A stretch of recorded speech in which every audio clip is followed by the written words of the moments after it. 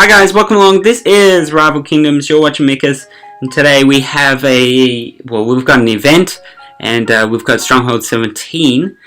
So let me go through. We're going to use Valora, and I'm going to quickly show you guys how to use Valora in her best way. Hopefully I get the win. I'm not actually really good. It looks like they changed the towers too. They're a bit more yellow, the lightning towers anyway. So let's go through all the information, but first let's go through the Valora attack. So we're just spreading those soldiers just that little bit, and their main point is to protect. And we're going to shroud them up, which is the second ability, shroud. And then we're going to shroud them up again. And pretty much they will heal up. Shroud one more time and then mark, and that should make them go straight for that stronghold. Mark again and boom. So that's pretty easy on how to use Valora. She's not too difficult, however she's not an overpowering ancient, and of course mine is only level 48. However, my Valora is a legendary, so just to keep that in mind, we're just going to, there we go, we've got Shroud again. So Shroud, pretty much, let's quickly go through the abilities. So Mark just prioritizes, it's sort of like a flare for a set period of time, and when used with the third ability, it doubles damage. Now the second one is Shroud, which is the same as Dodgy, and this hides troops. They cannot be attacked. However, they can suffer damage, and also they will regain some health at the end of their effect, when their effect wears off. And the third one is Assassinate, which deals a huge amount of damage to a single building, but it is doubled with the Mark ability. So if you mark it first and then you do Assassinate, it will do double the damage. Too long I've lingered among the weak. Your promises, Amani, your promises. But better your weak promises than lies for Phobos. The time has come for power to be mine, for my people, for my glory. Death will come to the weak once more. Too long have I waited for power. Now I'll take it.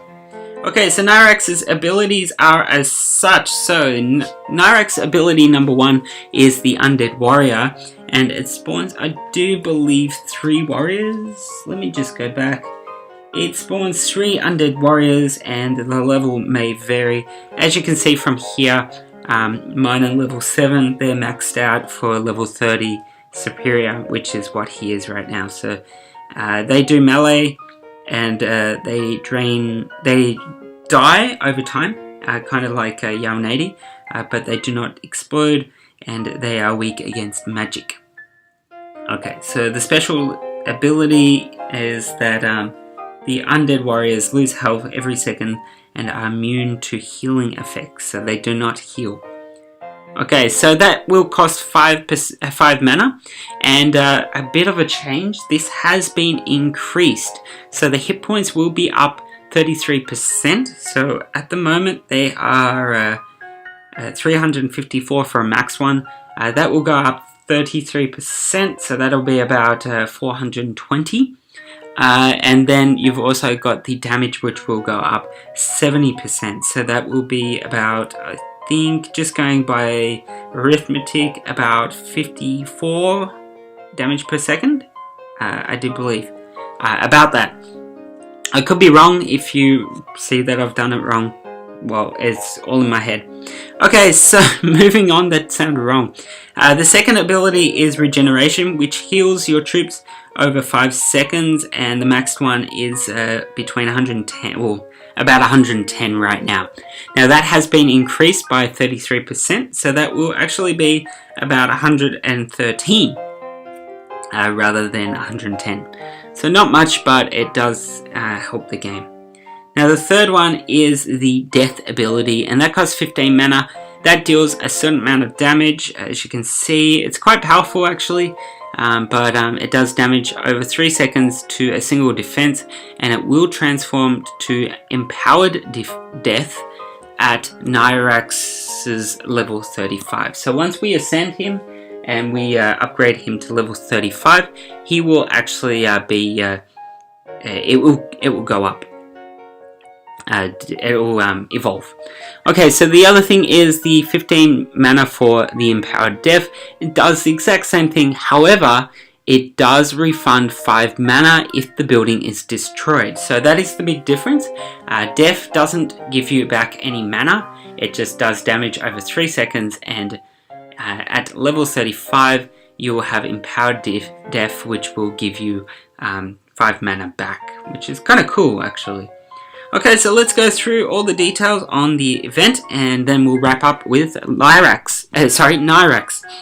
Okay, so the event will start at 11 AM, July 15th, and it will finish on Monday, the 18th of July, which is Friday to Monday. And that is the UTC time, the English time, or the Greenwich time, whichever one you prefer. Check it up on Google if you're not sure what the time is. Okay, it will be a kingdom leaderboard, so I hope everyone has their places as we scroll down. And you'll get the currency being the Charion's Obols. So I'm just going to call them balls because they kind of look like balls. But yeah. Okay, so for the arena, you will receive 10 balls for a win and 6 balls for a win in player versus player. In addition, you will receive 6 more if you use Nyrax, and you will receive 10 more if you use Valora. So for a total maximum points for using an Ancient in the arena, you will receive 20 points, and for the lowest you will receive 12 points in the player versus player with Nyrax. Now moving on, we also have booster values. So the boosters are for troop boosters only. They will include soldiers, wardens, paladins, maulers, mana hunters, raiders, primus mages, and rally flags. Now for a superior, you'll get 1 ball, rare you'll get 2, epic will be 3, and of course legendary 4. And the other one is the Afterlight Potion boosters. Now I'm assuming the Afterlight Potion boosters will come in the chests, which is just here.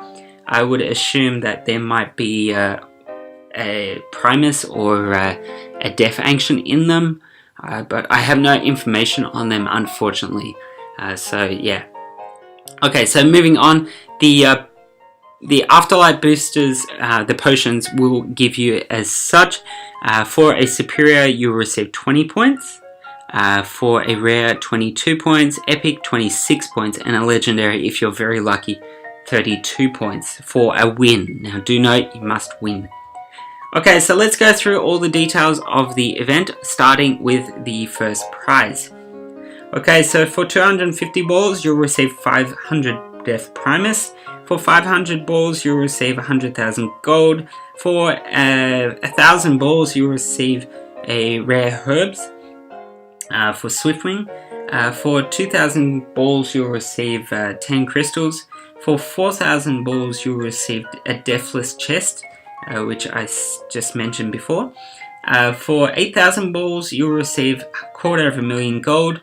For 16,000 balls, you'll receive 2,500 Death Primus. For 29,000 balls, you'll receive a second Death chest. For 31,000 balls, you'll receive Swiftwing's rare herbs, 10 more.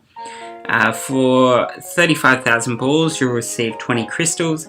44,000 balls will give you the bronze statue chest, and of course 62,000 balls will give you the purified soul. Sorry about that.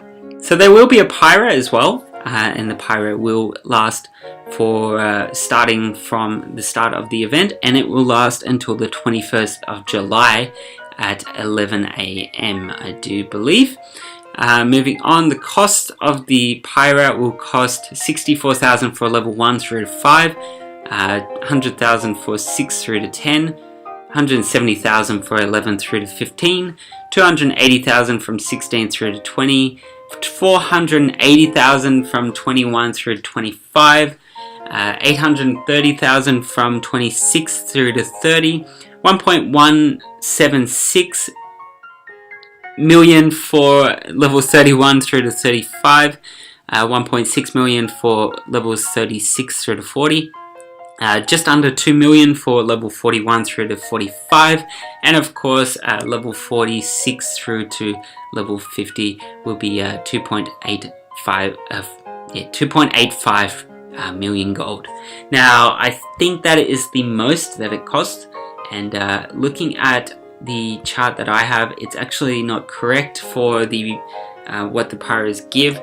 Pyre is not up right now, so I can't show you the Pyre. It will be up when the event starts, but do go click on it and there'll be a question mark next to it. Just click on the question mark and you can see all the prizes there. Okay, so moving on, we also have the votes, and the top 5 kingdoms will get a vote. The number 1 kingdom will get 11 votes, number 2 will get 8 votes, number 3 will get 6 votes, 4 will get 4 votes, and 5th place will get 2 votes. Now the votes cannot be shared or split among the kingdoms. They all must vote for the same one for all their votes. Now looking at the choices to vote on, the vote is for the time start of the events, and it will come in change in the next event. Now the first choice is 11 AM UTC time, which is the same as now. Very early for the Pacific time, which is 4 AM, but it's very late for the Australian time, which is 9 PM.